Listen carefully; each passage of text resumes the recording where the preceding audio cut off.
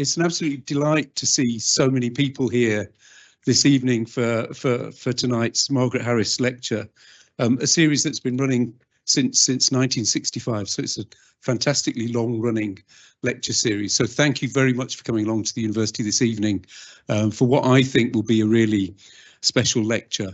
So without further ado, it's my job just to introduce a fabulous chaplain here at the university, Fiona Douglas, and I will invite her to introduce our even more special speaker this evening, Professor Annalu Waller, and also I think Fiona's going to tell you a little bit about the lecture series and what it means to the university and its purpose and why we have been running it for so long. So without further ado, over to you, Fiona, and I will look forward to speaking to you all a bit later on. Thank you. Well, good evening, everyone. We're finally started. A very warm welcome, as Jim said, to our Margaret Harris Lecture on religion. As you heard, this lecture was instituted in 1965 and named after an early benefactress of the University College Dundee. Her estate not only endowed the first chair in physics, but also our University Chaplaincy Centre. The lecture was established to bring together leading figures from academia and public life here to the university to discuss religion in the world today. And this year it gives me the greatest pleasure, I can't see you, but it gives me the greatest pleasure to welcome our most distinguished speaker, known to many of us here, if not all, the Reverend Professor Annalu Waller. Annalu is a chartered rehabilitation engineer and Professor of Human Communication Technologies here at the university. She also directs the Dundee Augmentative Alternate Communication, ACC, and Assistive Technology Research Group, the hardest group to pronounce. Annalu has worked in the field of ACC since 1985. Designing communication systems, particularly with non-speaking people. She established the first AAC, I should say, Assessment and Training Centre in South Africa in 1987. Before that is coming to Dundee in 1989. Her PhD develops narrative technology support for adults with acquired aphasia following a stroke. And after her PhD, you might not know this, Annalu was almost lured away to a career on the stage, acquiring an equity card and spending 3 whole months as a professional actor in 1992. But academia, thank goodness, won out. Annalu's primary research areas are human-computer interaction, natural language processing, personal narrative, and assistive technology. In particular, she focuses on empowering all her stakeholders, including disabled adults and children, by involving them in the design and use of technology. Her teaching and her research spans all schools across the university. She has served as interim dean in the School of Science and Engineering and has been head of computing a number of times. Now, added to all this, Annalu's international reputation means she's in great demand, especially now as artificial intelligence is at the forefront of debate. Annalu was awarded an OBE in 2016 for her services to people with complex communication needs. But she considers her honorary fellowship to the Royal College of Speech and Language Therapists as the pinnacle of her achievements. Annalu is an ordained priest in the Scottish Episcopal Church and is an honorary chaplain here in our university. Now, if that's not enough, typical Annalu decided to undertake an alternative way to celebrate her 60th birthday this summer by jumping out of an aeroplane and crewing a tall ship for 9 days.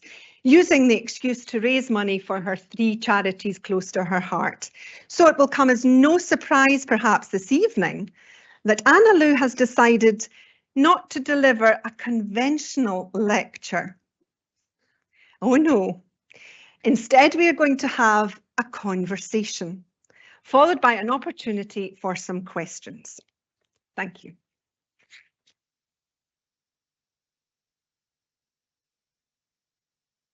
So, Annalu, I think we've thoroughly welcomed you and you're in the hot seat. How does it feel? Very daunting.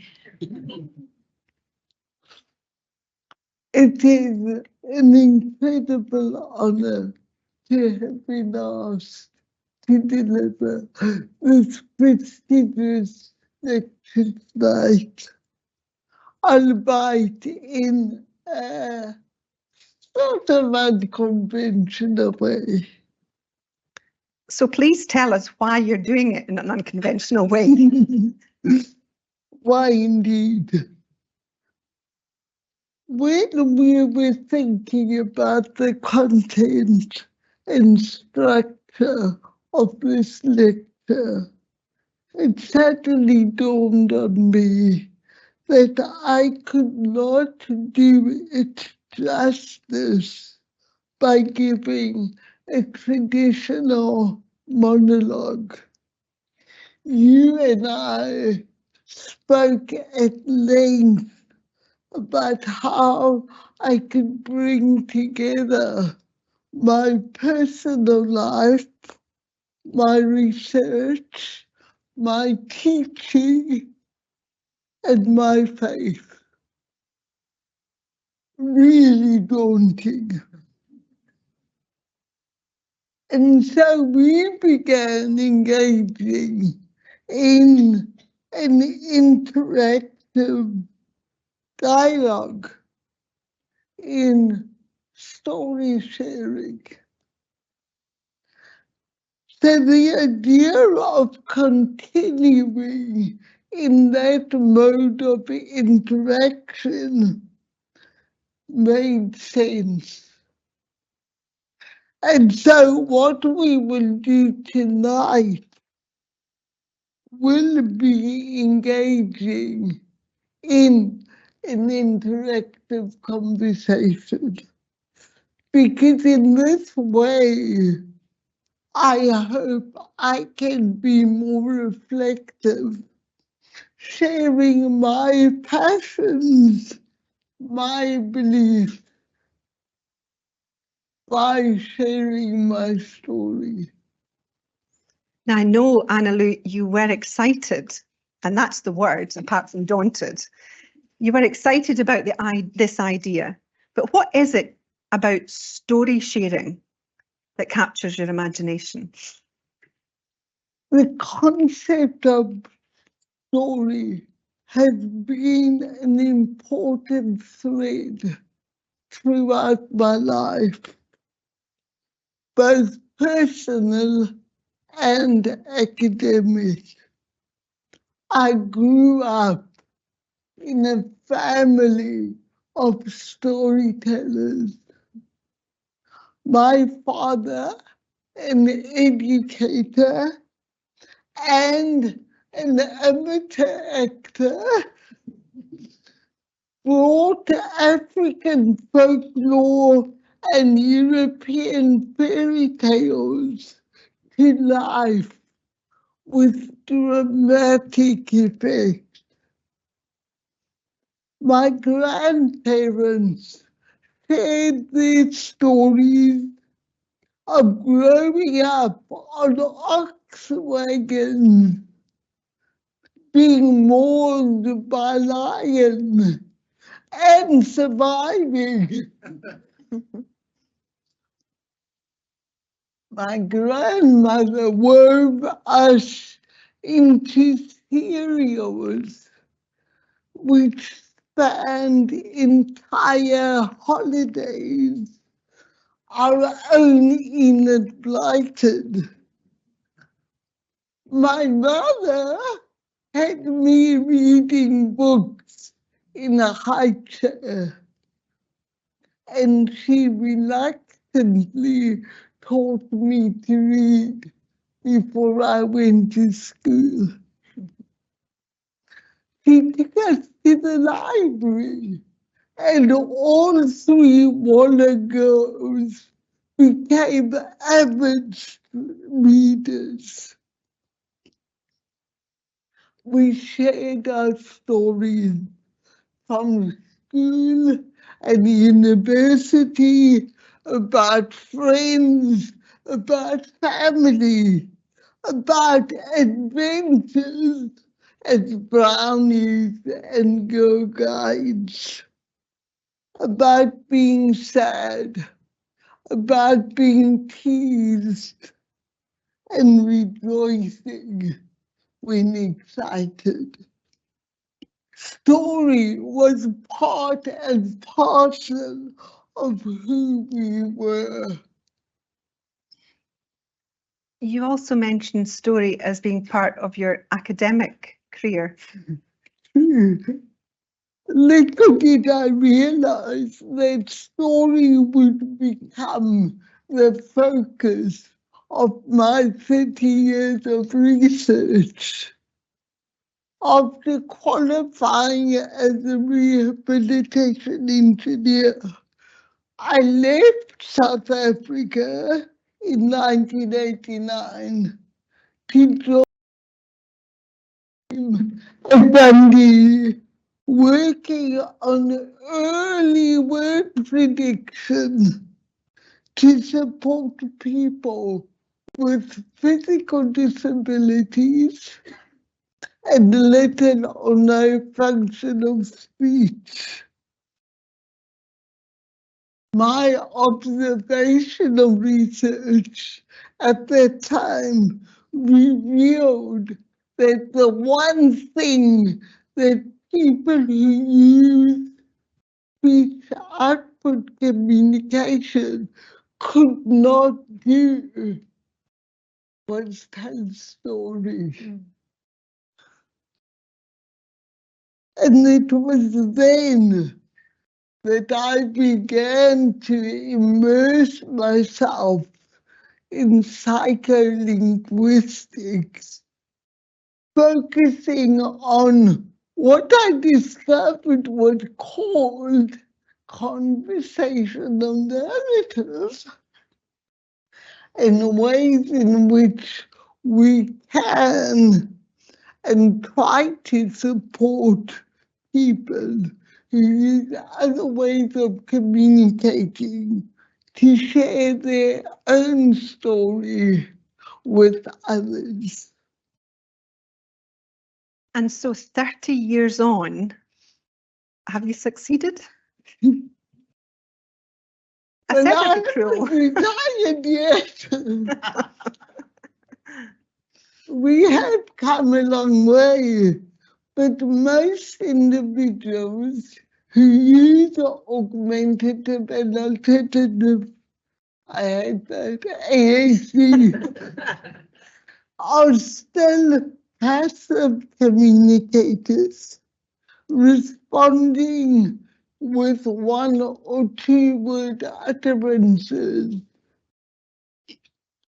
The vast majority of people using AAC can ask for a cup of coffee,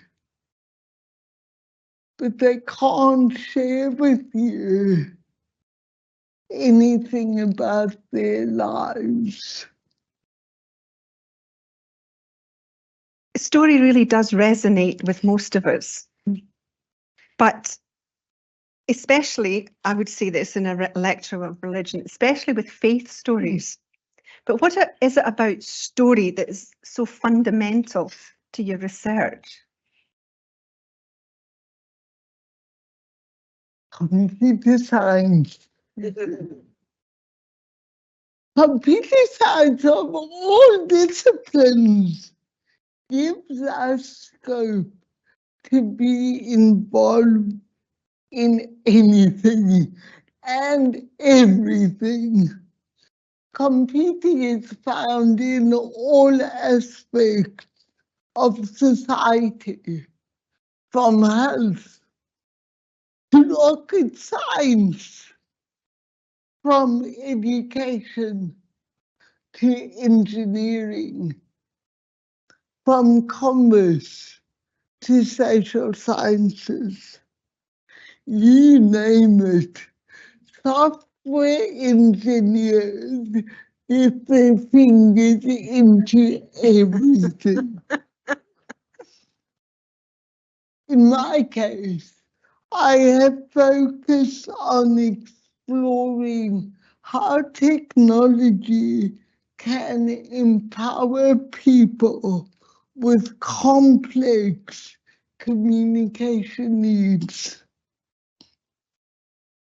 And so to do that, I have had to explore what it means to interact, the nature of interaction, and what the research literature tells us is that the bulk of interaction takes place through the medium of story. You say the bulk of interaction takes place through story, but what makes it so important? We keep pushing. Why story? Why aren't we storytellers? Being able to share our experiences is the most fundamental thing we do as humans. We relate stories all the time. Stories help us to engage with each other, make friends, make sense of who we are in the world. Sharing our problems, our concerns with each other helps us to work through those difficult times. By sharing and reforming the way we tell each other our stories, helps us to make sense of ourselves. It helps us to the way others see us and how we see them. In short, we are our story. You've spoken about your research within disability, but how do you as a disabled person fit in to this story? Well, like it or not, I have a pretty obvious disability. What you see is what you get. I can't really hide away from it. Unlike most people who live with hidden disabilities, so I think I'm quite fortunate. However, that means that I am perceived to be different. I am different to most people around me. And I grew up in a society where there were very few disabled adults in our groupings. Don't know where they were, but So I had very few role models. Ironically, as a young person, I tended to fit in more easily with my non-disabled peers, despite having to attend a special school. Even in the special school, I was different. And I grew up, sadly, distancing myself from people with a learning disability. Perhaps because I have to work and still have to work very hard to change the initial impression that I am unable to think because of my slurred speech. I'm always considered to be drunk, and my wobbly movements. Annalu, you ended up in a career where you champion the rights of every person to achieve their potential, whatever that may be. I did say it was ironic. And I suppose it's as I matured and found my niche in terms of my career that I have been able to reflect on the expectations that were placed on me to achieve my potential. And I realized the importance of raising expectations and the role we all have in encouraging and supporting people, all people, whether they are disabled or not. That responsibility that we have to support people to be the people they are meant to be. Gosh, meant to be. Annalu, that's a very powerful statement. Does that mean that we are all destined to be something? On the contrary, I'm not talking about predestination or anything like that. Instead, it's about supporting each and every person to reach their own potential.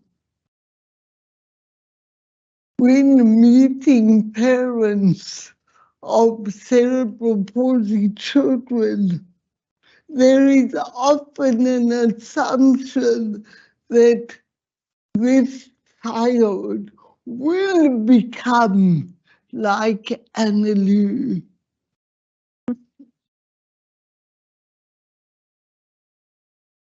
And I need to recalibrate those expectations all the time. They might actually become rocket scientists. Who knows?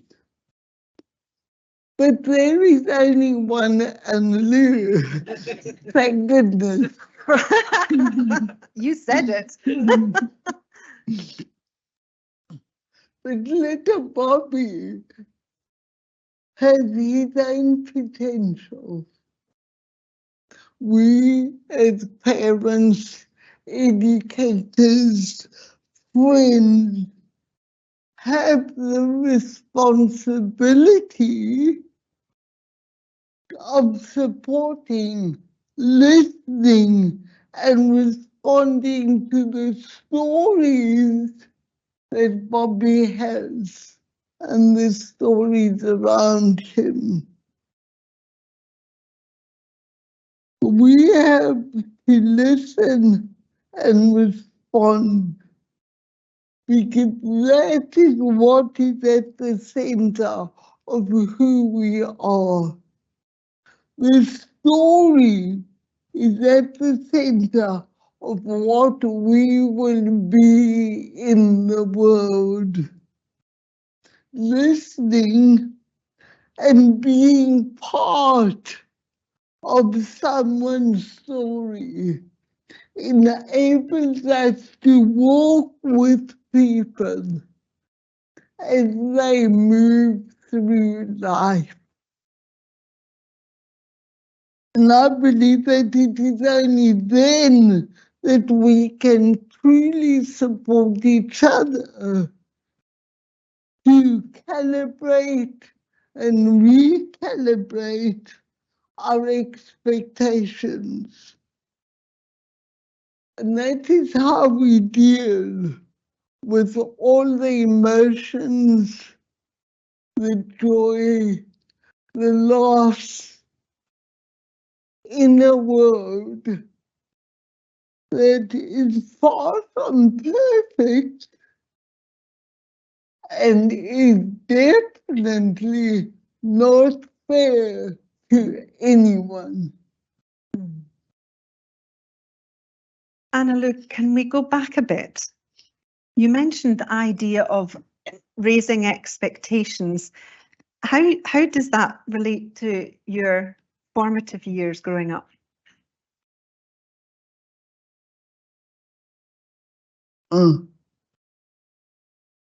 Despite my traumatic birth, and every year I get a bit more from my mother and realize how traumatic it was.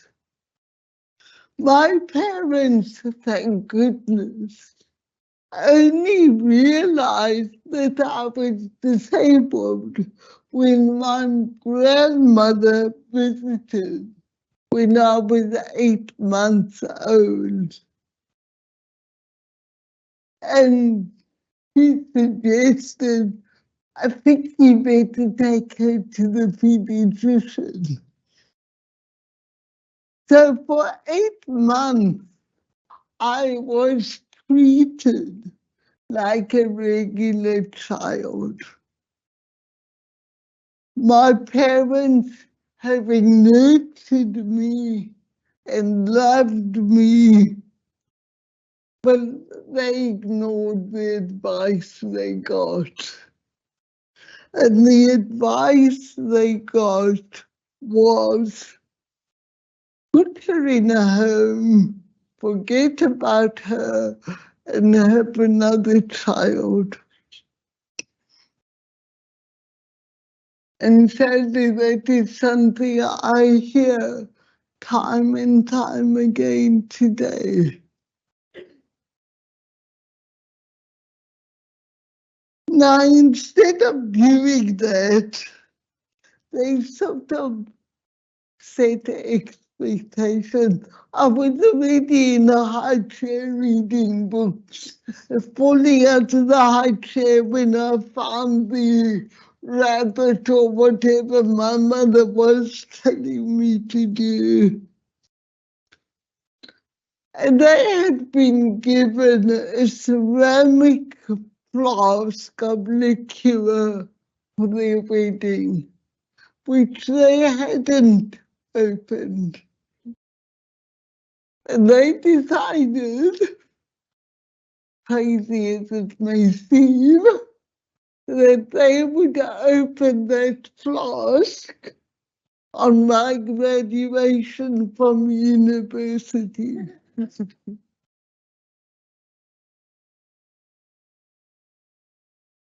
For me, the expectations have always been important, maybe because I'm just that way inclined.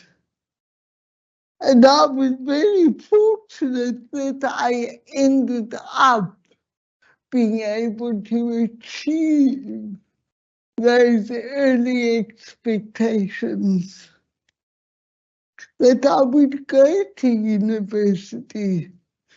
Not quite like my mother thought, because she had decided that I would be a backroom person out of the limelight, maybe being a research librarian, not the scientific career I ended up falling into. The expectations do change as our lives progress. But the important thing here is that there should always be expectations. For those who we are working with, for our friends, for our colleagues. For me, working in the field of severe disability, this is even more important. What worries me is, again and again, I hear politicians and even academics saying that there will be some children who cannot learn, and all we need to do is keep them safe and happy. I had a young boy of about 10 months and was brought in to try and see whether I could wave a magic wand and use technology to do something. So we sat together and he had a toy on his lap tray and he accidentally hit it and it fell on the ground. So I picked it up, put it back on his lap tray, and and we ended up playing a game. And he was deliberately, making this happen and controlling my actions. And we had a bit of variation and we had fun. And I could see learning taking place. But the circle of staff around me didn't see it. All they saw was a severely disabled youngster accidentally hitting something off that trash. And so I wonder, for the people I work with, how can anyone progress and develop unless we have an expectation beyond what is in front of us?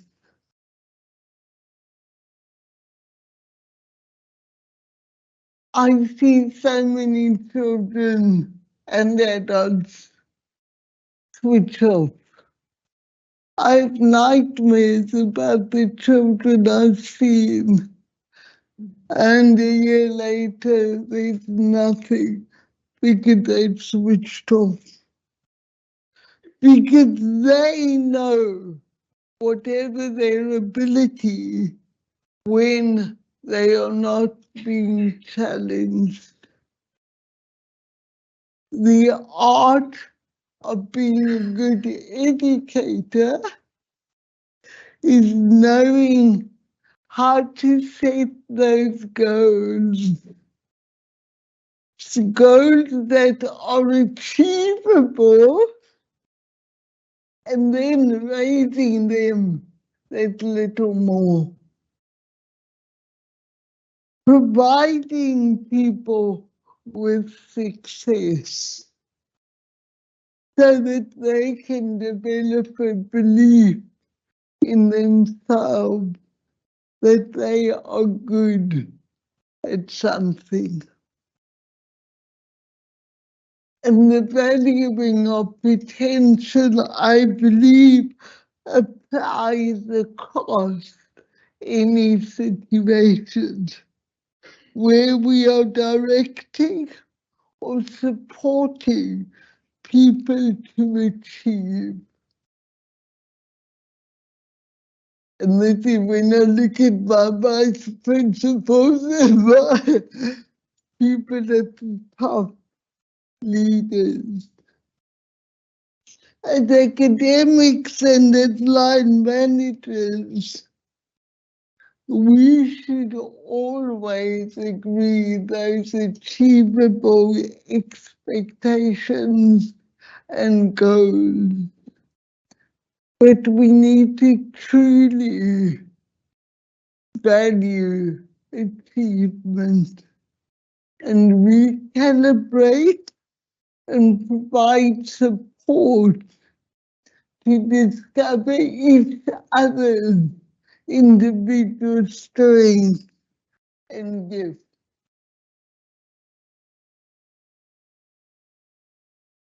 Annalu, before we go on, put me out my misery.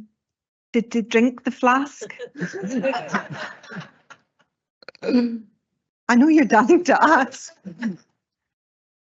Actually, we did. I can remember going home from my graduation, and my father got out the flask, and it was still drinkable. 20, what was it, 20 years later. That's amazing. Annalu, you have talked about expectations and storytelling, research, disability, but there's something else that's woven into the fabric of who you are and what you do.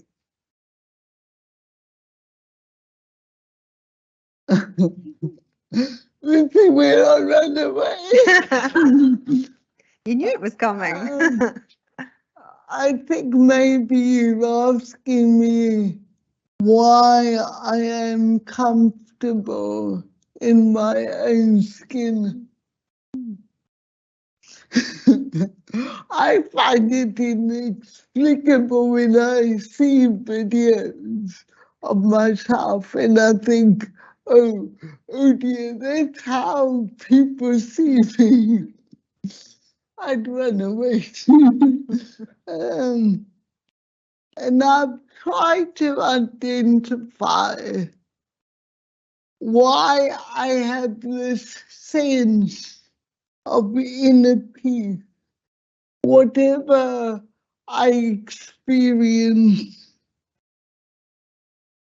whatever travails or successes I go through.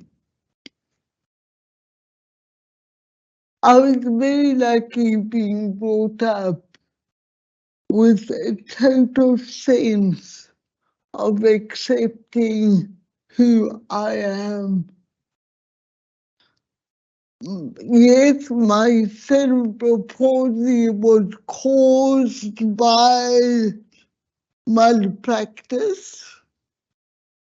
Someone didn't want to get out of bed and left me for 5 hours. And yet, no one mentioned this till I was in my late 20s. So I was brought up with this understanding that I was disabled,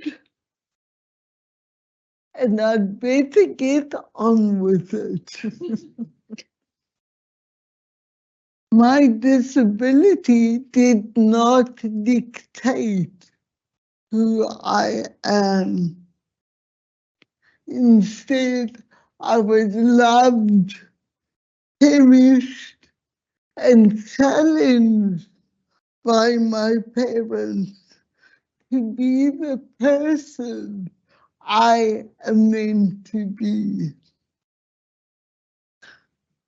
And looking back, I am struck by the wisdom of that action, despite the fact that my parents had to deal with loss. They had to come to terms with the loss of who they thought I was to be. But they had the wisdom to realize and to value that I was and always was and always will be Annalu.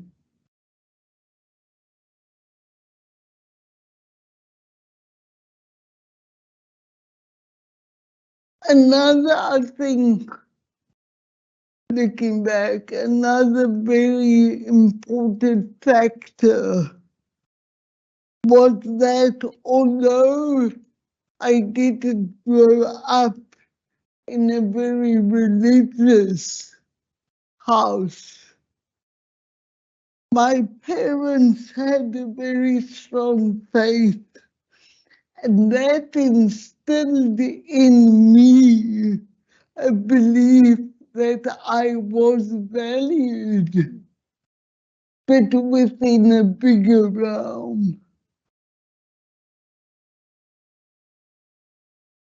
But, and this is why it's so complicated and complex. Even though I felt valued in a loving family and was very actively included in girl guiding and Sunday school, I have always felt on the edge, at the edge of society, not quite belonging. And so that in the face of something other or bigger than me has given me that deep sense of peace, of meaning, of value as I go forward. Gosh, Annalu, you've spoken so personally and honestly about your inner faith and about being valued. How does it translate into your experience of the world? It's a big, bad world. Mm-hmm. The inner me has always felt that value, being valued. The confidence and strength of my parents not to mollycoddle me, but instead to build on my strengths, adapting as I developed into the person I have become is maybe part of that. My mother tells me these stories, I don't remember them. So when I was learning to walk, now any parent remembers how old their child was when they learned to walk, not my mum. I think because walking was less important than my schooling. But I kept on falling backwards. As the physiotherapist in the room will tell you. And normally you would pick the child up. My mum's family was utterly horrified because every time I fell backwards, no one picked me up. A bad mother? No, she explained. Annalu might be cute now,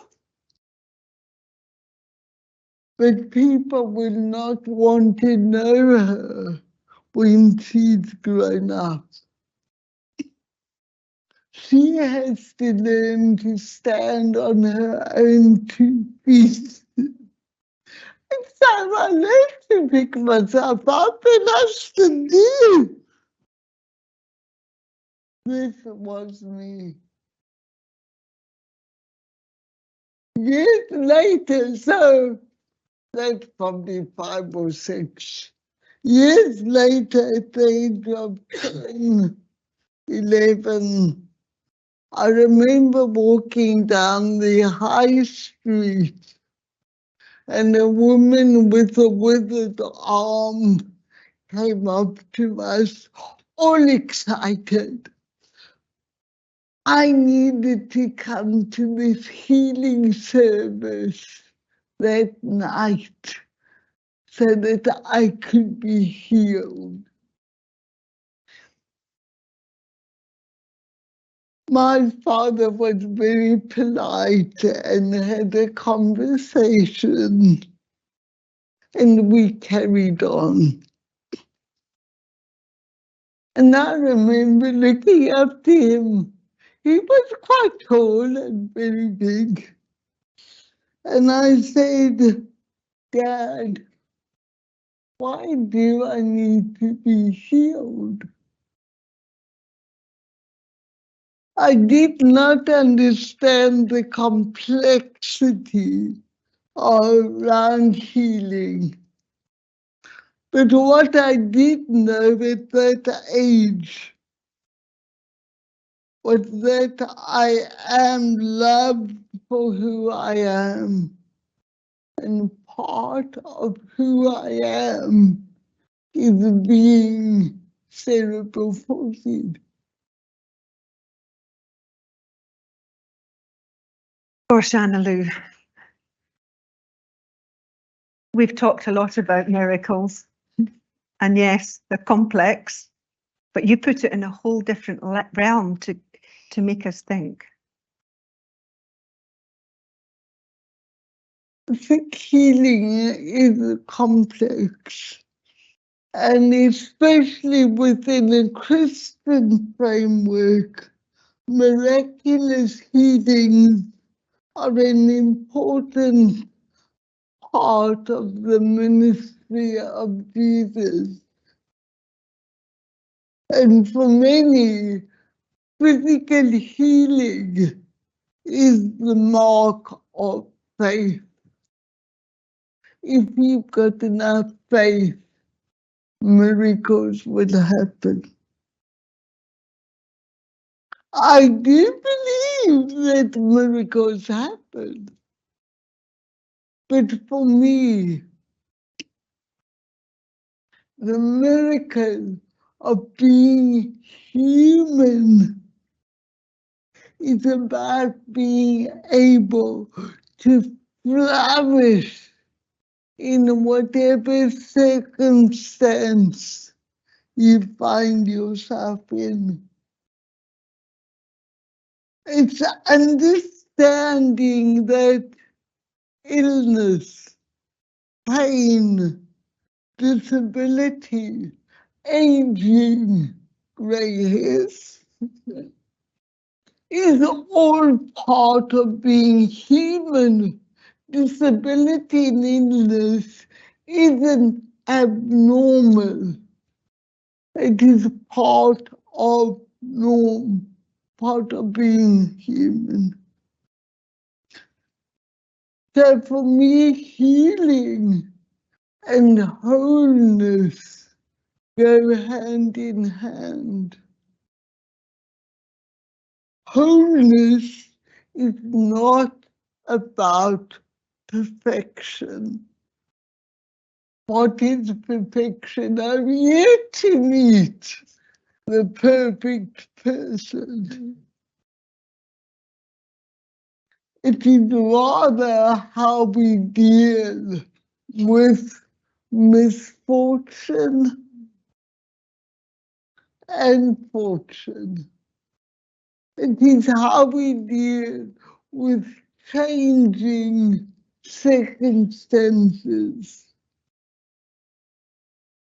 It is how we move through the challenges of life that makes us whole people. Annalu, I think it's so clear that there's nothing about you that's backroom.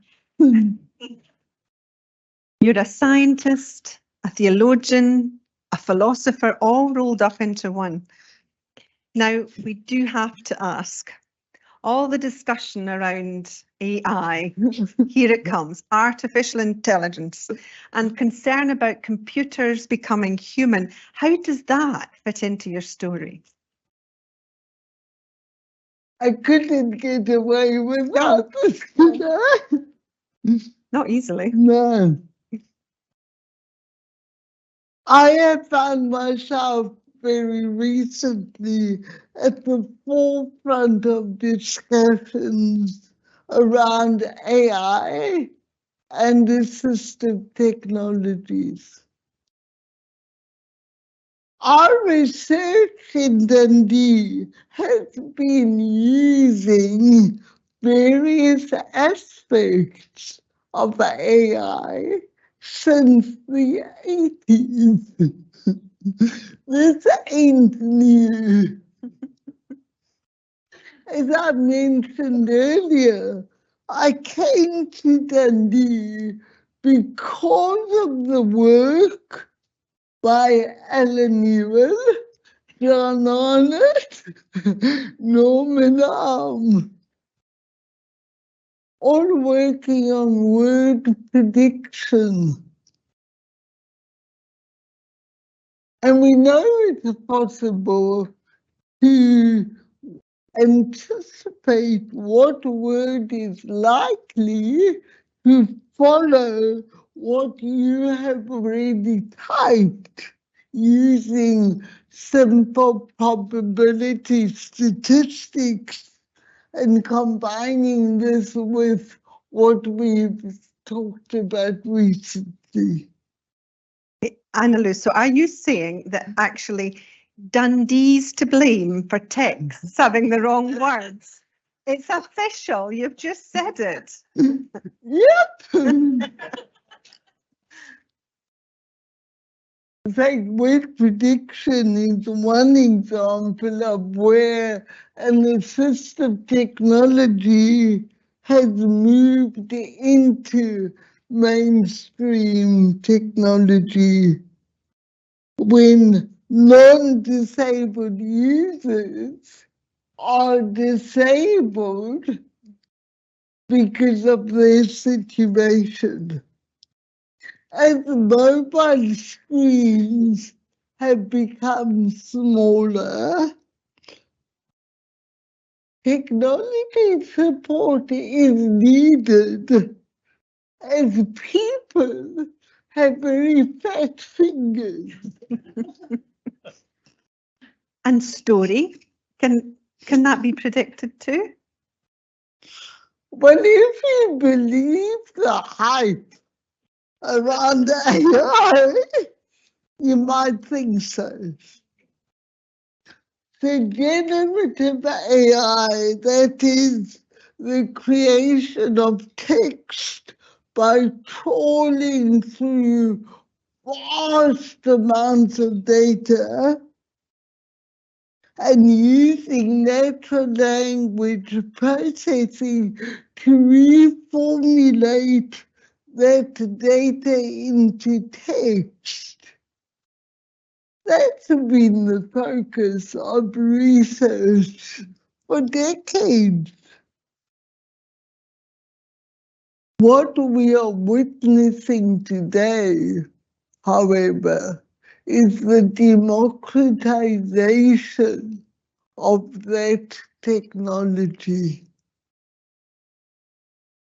We now have access to fast retrieval of data where the results are presented in a more human-like interface. So engaging with AI apps like ChatGPT provide a conversational interface to search results.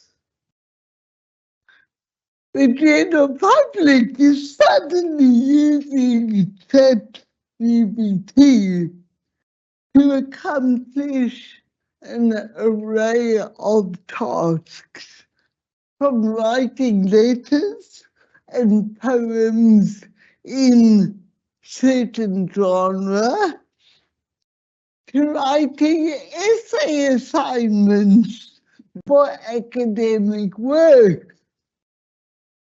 Academia, for one, is really in a quandary, as it is almost impossible to detect authorship. So can we say computers are now human?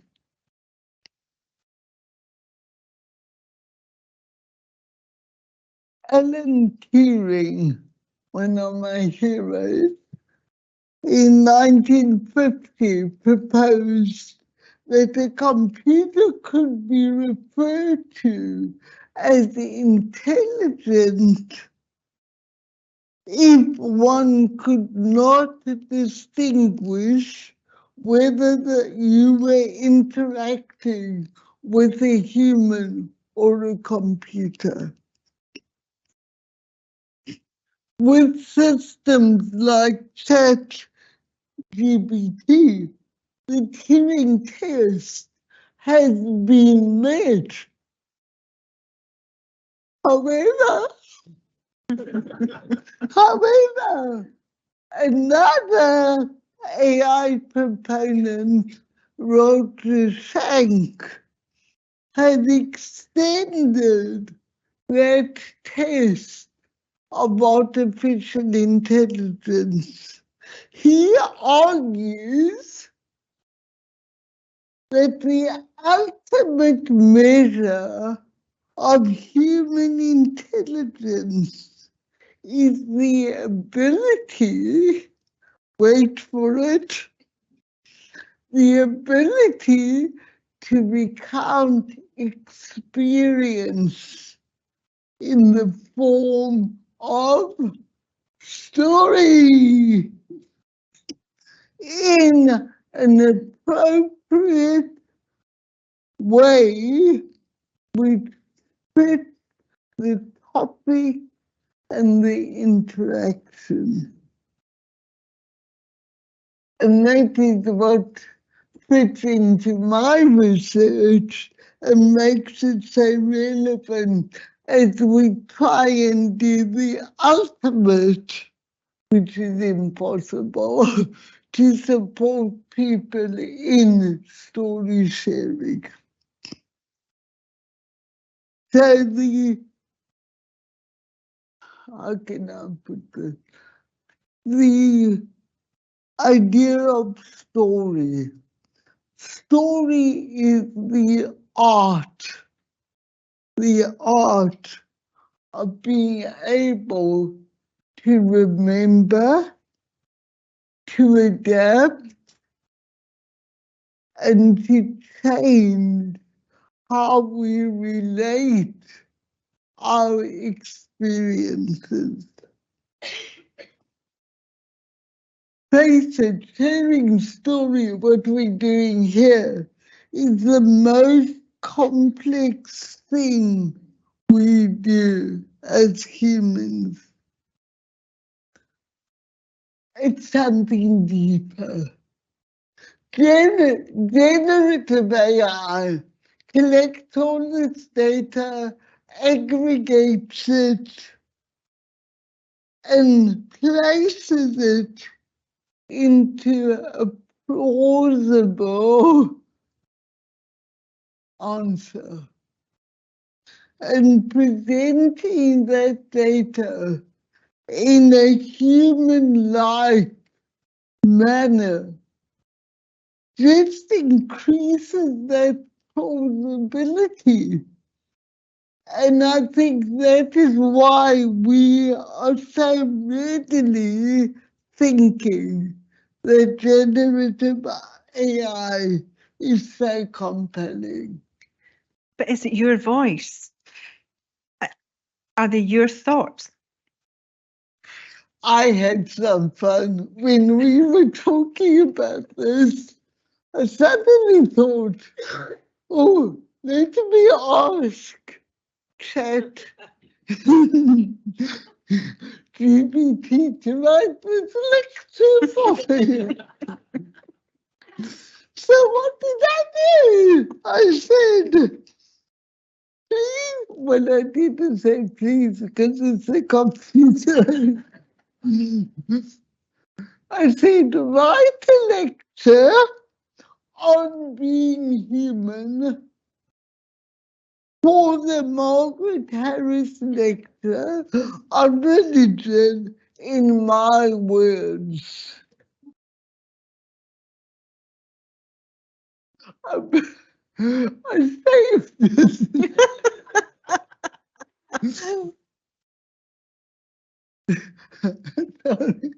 It did generate a very well crafted 639 word essay. It's very short. But it wasn't me. It had none of my experiences, none of my insights, none of my anecdotes, or my phraseology. So I did. I need 3,000 words. And it gave me more words.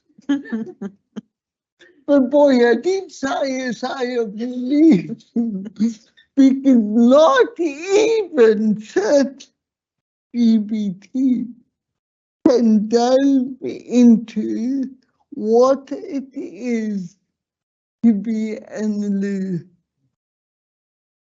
to know my stories and how my relationships and life experience have formed and reformed how I make sense of this world. So yes, generative AI has the potential to empower, but also to disempower. Like any other technology, it can be beneficial and it can be destructive.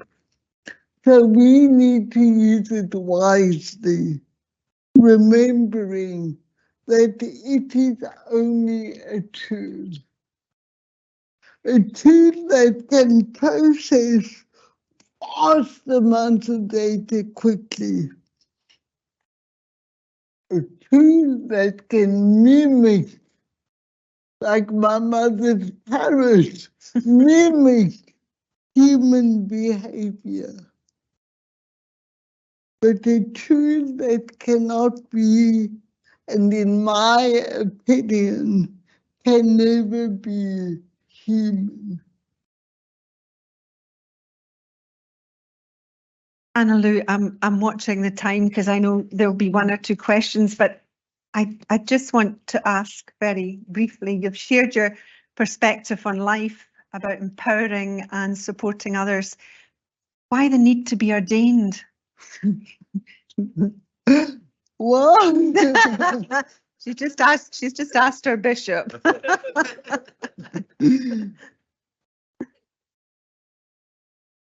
By the way, I have lots of bosses in this room. Ordination is not something I actively sought. My appointment as lecturer in 1998 was beyond anything I had ever contemplated. I love teaching. The opportunity to shape the next generation is such a privilege. But alongside my teaching and my research, I found myself walking alongside others as they tried to make sense of their lives in times of despair and in times of hope. And so I found myself increasingly in situations where people needed the support and assurance of, in some cases, an authorized church minister. So this was a time of much discernment, as I felt this pull, a calling, if you will. And yet I knew that being a lecturer and my research in the AAC was already where I knew I should be. So after much soul searching and many conversations, many in your office, I was selected for training and was ordained deacon and then a worker priest. I know you love that title, worker priest. Why? I think that was the clincher. Yeah. In terms of me accepting that pull. Although I have served as a parish priest, that is not where I feel called to be. So as a worker priest, my ministry is embedded into my secular employment. I cannot separate my being a priest from my day-to-day activities. In a sense, it is like my cerebral palsy. Being priest is who I am. But unlike my disability, most people I know or meet have no idea that I am a priest.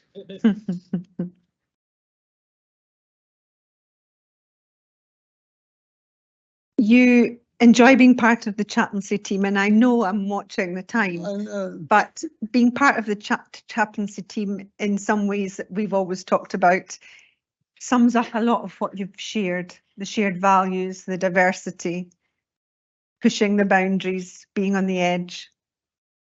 Would this be right? It's about being chaplaincy allows us to support people whoever they are. Faith, no faith, world belief, whatever. And so my own faith has led me to a deep understanding that we all see God or whatever through our own individual eyes. And it is through listening and sharing stories of where we are and where we might be. Those are the times that have made me realize that that is what it is to be human. Annalu, I wonder if we should stop at that point and take some questions. Yeah. That's a good finishing. Can we have some questions? We've probably got a few minutes for some questions.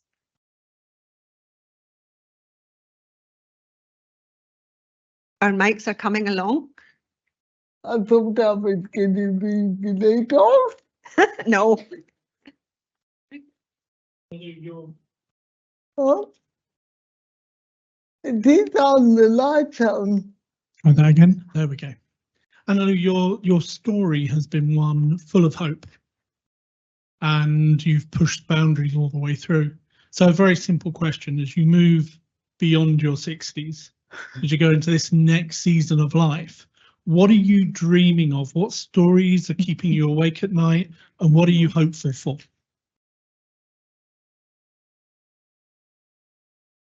Well, I can't really retire because there's too much to do. And I think academics really never really retire. I think the two hopes. One,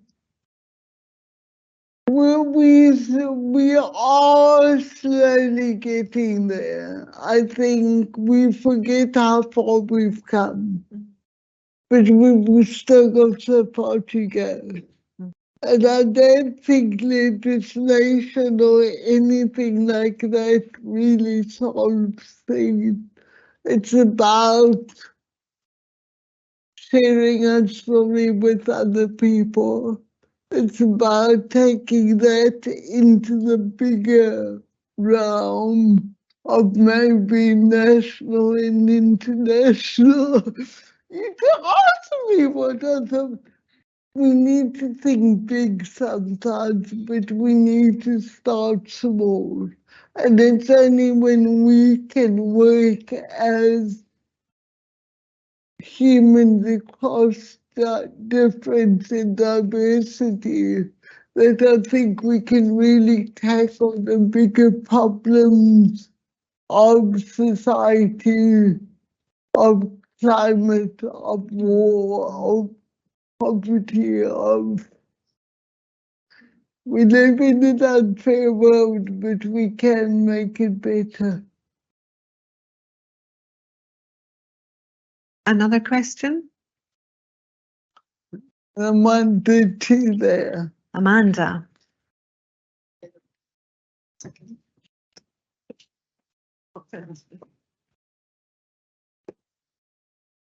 Just as a follow-up to the answer to the last question, Annalu, how do we stop going backwards? When do we stop going backwards? We never learn, do we? And we forget that history can tell us so much. But history in itself is story. And it's where that story comes from. And it's also taking responsibility. I spoke about responsibility to empower those around us. And I think today we've actually lost that sense of responsibility for what goes on beyond us. And maybe I look at the situations in the wider context, and I think reading a lot of historical novels around the Second World War especially, and I think, how do we avoid the pitfalls that us humans keep on falling into? Because we are fallible and we don't really learn. So I don't know how we stop going backwards, but I do know that we need to take responsibility for how we interact with those around us. Well, thank you so much. I think a few flasks have been broken down the stairs in honour of tonight, and a few of refreshments. But before we do so, I would invite Jim back, our University Secretary and Chief Operating Officer, to give the vote of thanks. Jim. Thanks, Fiona. I mean, as Fiona said earlier, these lectures started in 1965, and I'm sure you'll all agree that this evening's addition to that long and distinguished series is a truly outstanding example of its type. So, Annalu, lots of us know you from, where are you? You're around there. I can see you. Lots of us know you for various roles around the university, be it professor, educator, researcher, chaplain, senator, stand-up comedian, sit-down comedian. You're one of the very special people in this university that provide the glue that bind our academic community together and make Dundee such a special place to work and to study. But tonight you've shown us a different side, I think, of Annalu, and given us an insight into your own lived experience, the exclusion and challenges you've encountered, and that the people you work with encounter every day. And as a result, I think we've heard your very personal and profound ideas about what it is to be human in a complex and challenging world that I think all of us sometimes struggle to make sense of. A Harris Lecture has to deliver a message that makes us think and reflect deeply. And I think tonight's theme and the way you brought science and research and lived experience, your career and your faith together really did that in spades. The fact you chose to do so in a bit of an unconventional way didn't surprise any of us who know you one little bit, Annalu, though the thought that you or anybody imagined you wouldn't fancy being in the limelight, I think has surprised the audience tonight. There were lots of messages for us, I think, in what you had to say, but that one about the power of stories and the ability of storytelling to bring us together, I think was perhaps the most powerful. And your own story, as told to us tonight, is incredibly inspiring. So thanks for doing that.